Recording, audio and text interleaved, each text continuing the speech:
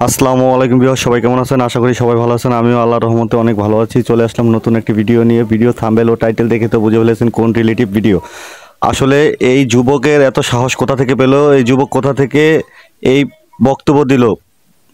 বেগম খালেদা জিয়াকে খুনি আখ্যায়িত করলেন, সে এত সাহস কোথায় পেল?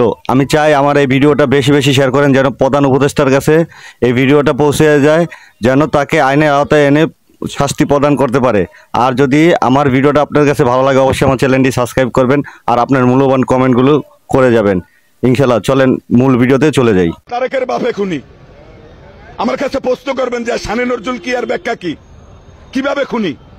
আপনি দেখবেন বঙ্গবন্ধুর সহপরিবারকারে ৭৫-এর ১৫ই আগস্ট মোস্তাক, বজলুল হুদা, কর্নেল তাহের, মেজর ডালিম, ফারুক, রশিদ এরা একটা গং হইয়া তারপরে কিন্তু বঙ্গবন্ধুর সহপরিবারকে তার কিন্তু পাখির মতো গুলি করে মেরেছেন, পাখির মতো গুলি করে মেরেছেন। এই জায়গায় কিন্তু আমি বলি, এই দেখেন জিয়া কিভাবে খুনি, এটা আপনারা বললাম। এইবার আসেন কুলঙ্গের নারী খালেদা জিয়া কিভাবে খুনি, কিভাবে খুনি শোনেন। এক নাম্বার হইল দাইয়া খালেদা জিয়ার সময় ৩৬ থেকে ৩৫,০০০ নেতা কর্মী আওয়ামী লীগের চিহ্নিত করে এই র্যাব, সিটা, কোবরা তারা প্রতিষ্ঠিত করে, সৃষ্টি করে, তারপরে বেছে বেছে টার্গেট করে আওয়ামী লীগের নেতা কর্মীকে হত্যা করেছে। মঞ্জুরুল ইমাম, কিবরিয়া সাহেব,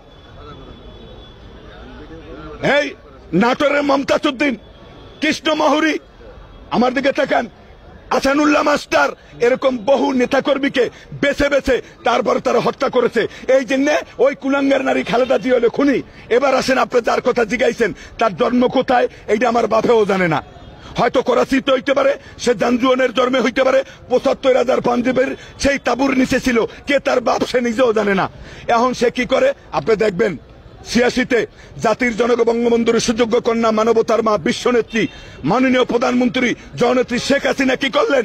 এই দেশে মাতৃভূমির টানে, বাঙালি জাতির টানে এই দেশে যখন আসতে চাইলেন, সরকার তারে বাধা দিলেন, ভিসা দেবে না, সরকার আসতে দেবে না। সে কিন্তু জীবনের ঝুঁকি, মৃত্যুর সামনে নিয়ে সেই দেশে জাতির কল্যাণে, এই বাঙালি জাতির কথা চিন্তা করে সে কিন্তু বাংলার মাটিতে এসেছেন, বাংলায় গণতন্ত্র রক্ষা করেছেন, উদ্ধার করেছেন, বাঙালির জাতি কিন্তু শান্তিতে বসবাস করে।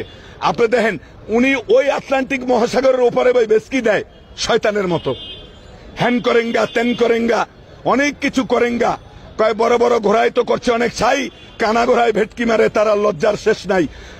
সরকার পতন হবে, আইজ হবে, কাইল হবে, পশু হবে, ফখরুল, আমানুল্লাহমান, তারপর বয়সরচন্দ্র রায় খালি সিতাইয়া সিতাইয়া খায়। এদের কথা যদি বলি, আমানুল্লাহমান খালেদার বারুদ ছাড়া কামান, এরা খালি কয় সরকার পতন হবে। সরকারের পতন কইতে কইতে কইতে কইতে সরকারের যে সরকারি পার্লামেন্টের মেয়াদ প্রায় শেষ পর্যায়ে, কিন্তু সরকার আর পতন হয় না। আগামী ২৪ সালে বিপুল ভোটে এই দেশের জনগণ আওয়ামী লীগকে ভোট দেবে। কেন দেবে জানেন? উন্নয়নের অবস্থা দেখছেন, পদ্মা ব্রিজের উপর উঠলে মনে হইবে জানি আপনি ব্যাংকক গেছেন, আপনি সুইজারল্যান্ডে বাস করতেছেন। আপনি যদি সেই চট্টগ্রাম যান, মাদার বাড়ি, যদি কয়লা বিদ্যুৎ কেন্দ্র, যদি বন্দর আপনি দেখেন, পায়রা বন্দর যদি দেখেন, মেট্রো রেল আপনি দাদার আমলে দেখতেন কিনা সন্দেহ। আমি বাঙালিকে বলি, দাঁত থাকতে মানুষ দাঁতের মর্যাদা বুঝে না। মাননীয় প্রধানমন্ত্রী জননেত্রী শেখ হাসিনা যখন এই বাংলার মাটিতে থাকবে না, বাঙালি বুঝবে যে আসলে আমরা কতটুকু পরদিন।